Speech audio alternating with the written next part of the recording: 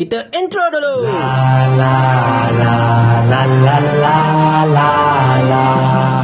Tahniah rakyat Malaysia. Tahniah Kerajaan Perpaduan Madani. Tahniah Menteri Ekonomi. Tahniah Menteri Kewangan. Satu lagi achievement telah unlock pada hari ini. Ringgit kita sudah mencapai kadar RM4.80 untuk setiap dolar Amerika yang terendah dalam tempoh 26 tahun. Syabas beteh. Syabas. Assalamualaikum warahmatullahi. Akhirnya tuan-tuan dan puan-puan sekalian, selepas beberapa hari duk ketuk pintu, ringgit kita telah pun mencapai kadar RM4.80 bagi setiap dolar Amerika Syarikat pada hari ini. Dan ini menjadikan nilai ringgit kita berada pada kadar yang paling rendah dalam tempoh 26 tahun. Sekadar satu rekod, RM4.88 adalah jumlah yang telah dicatatkan ketika Januari tahun 1998 yang menyaksikan pada ketika itu ringgit berada pada kadar yang paling rendah dalam sejarah berbandingan dolar Amerika Syarikat. Dan pada ketika itu, Menteri Kewangan ialah Datuk Seri Anwar Ibrahim. Dan pada kali ini, ringgit kita mencapai nilai yang paling rendah juga dalam sejarah dalam tempoh 26 tahun. Kita punya Menteri Kewangan masih lagi Datuk Seri Anwar Ibrahim. Dan benda ini kita dah tengok lama dah tuan-tuan dan sekalian. Ramai pihak yang telah meramalkan perkara ini bakal terjadi. Bahkan beberapa laporan seperti laporan yang ini mengatakan bahawa ringgit semakin lama semakin merendah dalam tempoh yang paling rendah dalam tempoh 26 tahun. Di mana hanya 2% sahaja lagi hendak mencapai kadar yang paling rendah dalam sejarah negara kita ini. Dan kalau anda perhatikan tuan-tuan sekalian, ringgit kita rendah bukan sekadar dengan dolar Amerika Syarikat saja. Anda tengok yang ini, ringgit berbandingan Indonesia rupiah juga melemah. Ringgit berbandingan renminbi Cina juga melemah. Ringgit berbanding dengan Cambodia Rial juga melemah. Ringgit berbandingan Myanmar Kyat, aku tak pernah dengar tahu masalahnya Matuang ni, pun melemah juga masalahnya. Ringgit berbandingan Indian Rupee juga melemah. Semuanya melemah kecuali yang ini. Ringgit berbandingan Baht Thai agak meningkat sedikit. Tetapi secara asasnya tuan-tuan sekalian, dekat sini kita dapat lihat betapa ringgit sebenarnya memang melemah. Dan bukan dengan dolar Amerika Syarikat semata-mata. Kalau ringgit melemah dengan dolar Amerika Syarikat saja dan kemudian dengan mata wang lain dia kuat dan sebagainya, tak ada masalah. Kita boleh terima. Ini adalah isu berkenaan dengan kadar interest yang begitu tinggi dekat Amerika Syarikat sana yang menyebabkan dolar Amerika begitu mengukuh gila-gila sampai melemahkan mata wang lain termasuk ringgit. Tetapi dengan mata wang lain pun kita drop. Dengan mata wang lain pun kita jahanam masalahnya. Jadi nak cerita apa sekarang? Cuma saya tahu anak-anak papa, even Rafizi Ramli sendiri pernah berkata yang kita nak kecoh-kecoh pasal ringgit kita jatuh dengan dolar Amerika tu buat apa? Bukannya kita pergi shopping dekat New York. Bukannya kita pergi ke Amerika setiap hari. Inilah dia hujah yang paling bodoh dalam banyak-banyak hujah bodoh yang pernah saya dengar. Memang kita tak pergi ke New York setiap hari. Saya pun tak pergi ke Washington setiap hari. Tetapi kita kena faham, kita ini negara yang turut mengimport barang daripada luar negara. Dan kebanyakan urus jaga kita ini menggunakan US dollar. Bila US dollar ini sangat-sangat kukuh dan kita melemah berbanding US dollar, harga import akan menjadi semakin mahal.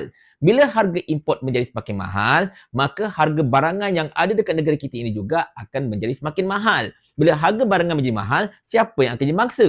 Rakyat juga masalahnya. Itu pun nasib baik sangat-sangatlah kerajaan-kerajaan terdahulu tidak membuat hutang negara dalam US dollar. Kalaulah kerajaan-kerajaan terdahulu buat hutang dalam US dollar, mati kita tuan-tuan. Cumanya itulah dia. Sekarang ini yang kita pelik sangat-sangat, mengapakah kerajaan seolah-olah macam berdiam diri dan tidak begitu risau berkenaan dengan kejatuhan nilai ringgit berbanding US dollar dan juga berbanding dengan mata wang-mata wang asing di seluruh dunia ini. Sebab benda ini berkait rapat dengan ekonomi kita tau. Bila ekonomi kita lemah, bila ringgit kita lemah, pelabur-pelabur asing pun macam tak nak datang dekat negara kita. Masalahnya sebab dia tengok kita ini tidak ada daya saing lagi dah.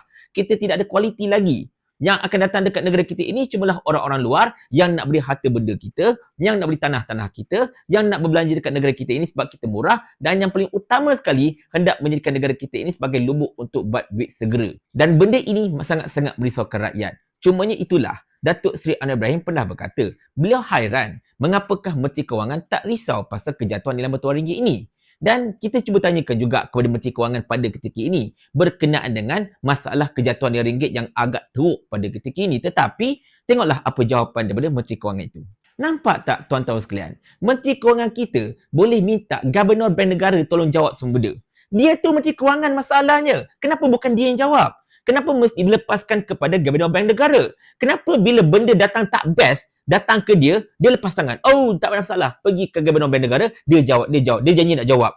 Awak tu Menteri Kewangan Datuk Seri Anwar Ibrahim. Be accountable. Tolong bertanggungjawab. Kejatuhan-kejatuhan ini berlaku ketika zaman anda menjadi Menteri Kewangan. Ketika zaman Rafizi Ramli menjadi Menteri Ekonomi. Kejatuhan-kejatuhan ini bukan kecil anak dan memberikan impak yang besar kepada negara.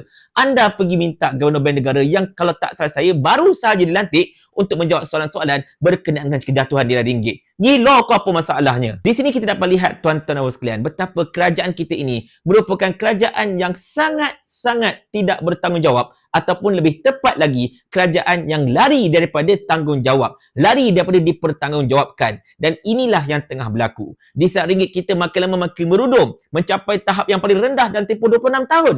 Tengok Perdana Menteri kita boleh kata, oh saya tak nak jawab, boleh tanya dekat Gabungan Bank Negara, dia ada dekat situ, dia boleh tolong jawabkan soalan anda. Ini ke seorang Perdana Menteri yang berangkap Menteri Kewangan terbaik Asia satu ketika dahulu? Dan yang paling menjengkelkan sekali saya tuan-tuan sekalian, yang sangat-sangat menjengkelkan saya, pembangkang, MP pembangkang, terutamanya mereka yang pegang portfolio untuk lawan Menteri Kewangan. Mana pergi anda? Di manakah suara anda untuk mengulas berkenaan kejatuhan nilai ringgit ini? Yang mengulas ialah Saitro, yang mengulas ialah YouTuber, TikToker ataupun pemain social media seperti Nurul Islam, seperti YB Viral, seperti saya, seperti Zam Yahya. Kami yang mengulas pasal benda ini. Di manakah MP pembangkang? Di manakah Dr. Radhi Jidin yang sepatutnya kawal selia portfolio Menteri Kewangan? Di manakah suara anda? Mana komen-komen anda? Di manakah Syahid Sulaiman? Di manakah anda semua masalahnya? Kenapa anda langsung tidak mahu untuk mengulas berkenaan dengan kejatuhan nilai ringgit yang melampau-lampau ini? Mana video anda? Mana ulasan anda? Mana pandangan anda? Mana formula anda? Kerana harapkan kami saja yang buat kerja, kami yang highlight perkara macam ni, baik bagi kami saja jadi ahli parlimen, anda semua boleh step down. Biar kami yang pegang parlimen ini, biar kami yang menyuarakan untuk rakyat sebenarnya. Tetapi itulah dia tuan-tuan sekalian. Sekarang ini kita dah dapat lihat betapa kerajaan perpaduan madani ini memang kerajaan yang langsung tak boleh diharap, sangat-sangat tak pandai untuk menjaga negara kita masalahnya. Sebab saya cuma ikut saja kata-kata Datuk Seri Anwar Ibrahim yang dahulu ini. Yang jelas harga terus melambung naik. Kerana harga import naik, memang betul harga import naik. Jadi di parlimen saya kata harga import naik sebab apa? Sebab ringgit jatuh. Sebab apa ringgit jatuh? Sebab hang tak reti jaga negeri ini. Kita harapkan sangat perkara-perkara ini dapat perhatian Yang di-Pertuan Agong dan minta sangat-sangat agar Yang di-Pertuan Agong dapat menegur kerajaan atau memberikan kenyataan yang keras kepada kerajaan ini agar buckle up dan buat kerja betul-betul. Pastikan jangan berlaku lagi perkara seperti ini. Tolong pulihkan kembali ekonomi negara. Tolong pulihkan kembali ekonomi rakyat. Jangan asyik berpolitiking. Jangan asyik duk sembang sakau rasuah, tetapi habuk pun tarak. Sebab kita tak nak nanti rakyat yang marah, yang tengah tersepit, yang tengah tertekan ini pergi beratur ramai-ramai dekat Putrajaya, hadap muka Perdana Menteri dan tanyakan soalan ini kepada beliau. Mau tak tuan hamba kalau hamba kirimkan ke akhirat?